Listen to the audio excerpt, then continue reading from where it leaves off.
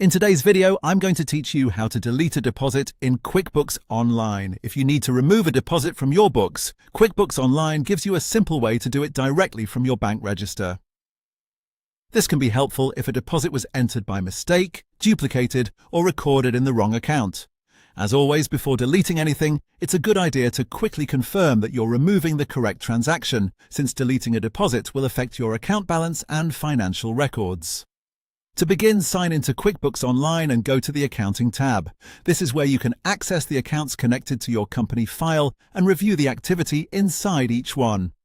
Once you're in the Accounting section, select Chart of Accounts. Here you'll see a list of your accounts, including your checking and other bank accounts. Next, find the checking or bank account where the deposit was recorded.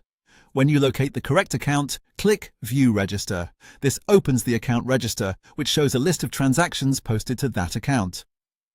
The register is useful because it lets you review deposits, payments, and other activity in one place.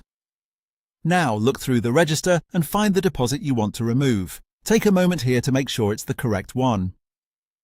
You may want to verify the date, amount, and any related details so you don't accidentally delete the wrong transaction.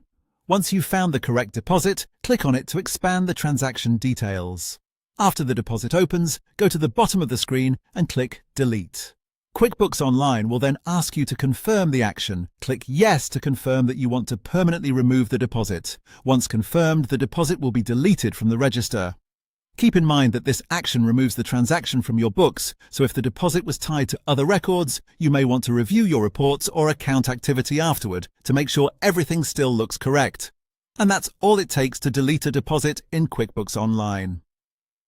Follow these steps carefully, double-check the transaction before confirming, and you'll be able to keep your records accurate and up to date.